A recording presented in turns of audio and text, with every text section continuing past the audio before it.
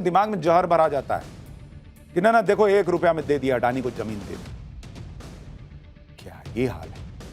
पाठशाला में अगली क्लास, जिसमें आपको दिखाऊंगा योगी के गढ़ में छात्र की हत्या, हेमंता के यहां घुसपैठियों के मददगार अफसर का आरोप, 2 सीएम और उनकी डबल चुनौती का चैप्टर, करोड़ों कैश, करोड़ों के गहने, हिंदुओं की जमीन संदिग्धों को देकर कमाई का खुलासा हो गया है क्या अब इसका चैप्टर। बीजेपी के 2 फायर ब्रांड मुख्यमंत्री योगी आदित्यनाथ और हेमंता बिस्वा शर्मा दोनों ही अपनी कट्टर राष्ट्रवादी छवि के लिए जाने जाते हैं। इन दोनों ही फायर ब्रांड मुख्यमंत्रियों के सामने अलग अलग चुनौती आ गई है। यूपी के सीएम योगी आदित्यनाथ और असम के सीएम हेमंता बिस्वा शर्मा दोनों ही मुख्यमंत्री बीजेपी के लोकप्रिय चेहरों में शामिल हैं। दोनों बिना लाग लपेट के बोलते हैं, किसी को बुरा लगे तो लगे। अब इन दोनों के सामने ऐसी चुनौती आ गई जिससे निपटने के लिए नेक्स्ट लेवल प्लानिंग और एग्जीक्यूशन की जरूरत है। आप देखिए कि योगी के गढ़ गोरखपुर में पशु तस्करों ने एक छात्र की हत्या कर दी। सीएम योगी के सामने आरोपियों को पकड़ के सजा देने की चुनौती है। असम में महिला अधिकारी हिंदुओं की जमीन संदिग्धों को बेच रही थी, यह आरोप लगा। सीएम हेमंता के सामने इस पूरे मामले का पर्दाफाश करने की चुनौती है। आप सोच रहे होंगे कि ये उतनी बड़ी घटनाएं तो है नहीं, हत्या का मामला कानून व्यवस्था से जुड़ा है। वहीं असम महिला अधिकारी के खिलाफ आय से अधिक संपत्ति का आरोप लग रहा है, लेकिन ऐसा नहीं है। गोरखपुर में हुई हत्या के बाद जिस तरह से हंगामा हुआ, उससे सीएम योगी भी परेशान है। आरोपियों के खिलाफ एक तरह से योगी सरकार ने जंग छेड़ दी। दूसरी तरफ असम में महिला अधिकारी का मामला सिर्फ करप्शन का नहीं है, इसकी जड़ में असम के हिंदुओं की जमीन कब्जाने की साजिश का आरोप लग रहा है। इन दोनों ही खबरों के बारे में डिटेल में बताऊंगा, लेकिन पहले एक झलक देखिए।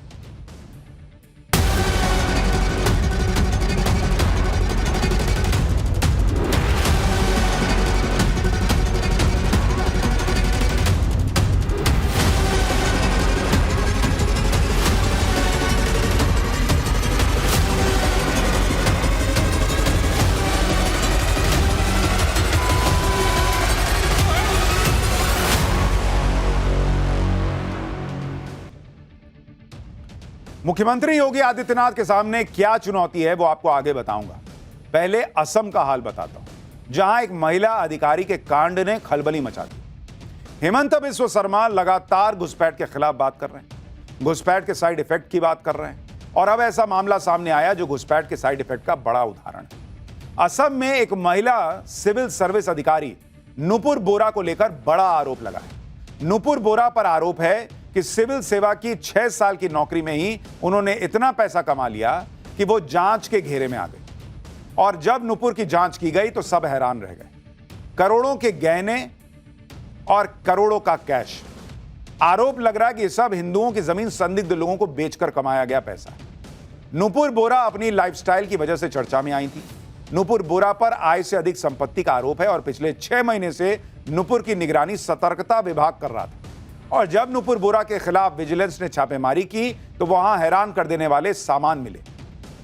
आरोप लग रहा है कि नुपुर बोरा के 2 ठिकानों पर विजिलेंस ने छापेमारी की। गुवाहाटी वाले घर से 1 करोड़ 70 लाख रुपया कैश मिला। बरपेट में किराए के घर से 10 लाख रुपया कैश मिला।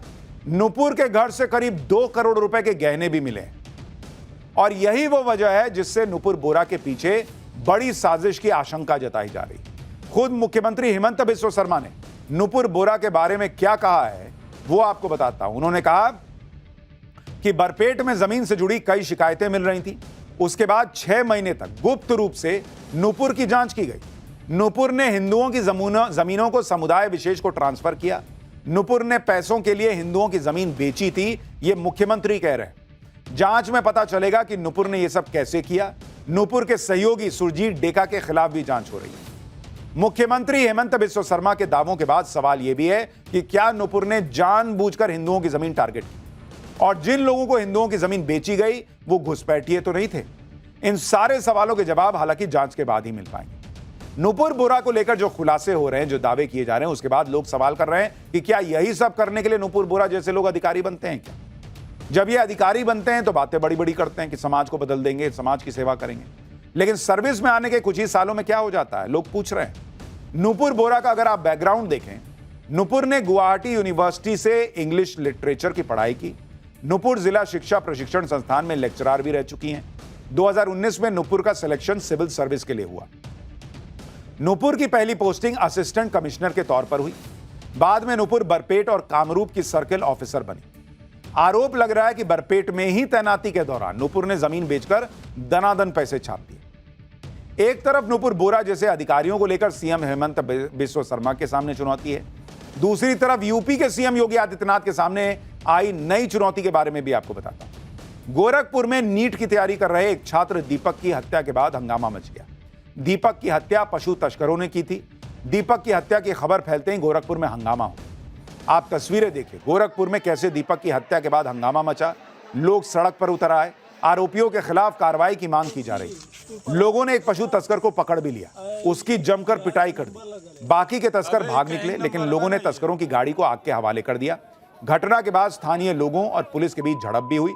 गुस्साए लोगों ने गोरखपुर पिपराइच रोड को जाम कर दिया। पुलिस और प्रदर्शन कर रहे लोगों में काफी देर झड़प हुई। पुलिस ने लोगों को समझाने की कोशिश की तो भीड़ ने पुलिस पर पथराव कर दिया। इससे वहां भगदड़ जैसी स्थिति हो गई थी। लोगों ने 5 घंटे तक सड़क को जाम किया। पुलिस और प्रशासन के काफी समझाने के बाद लोगों ने जाम को खोला। तो ये अलग चुनौती वहां पर यूपी में भी दिख रही, लेकिन एक चुनौती दुनिया में बन रही।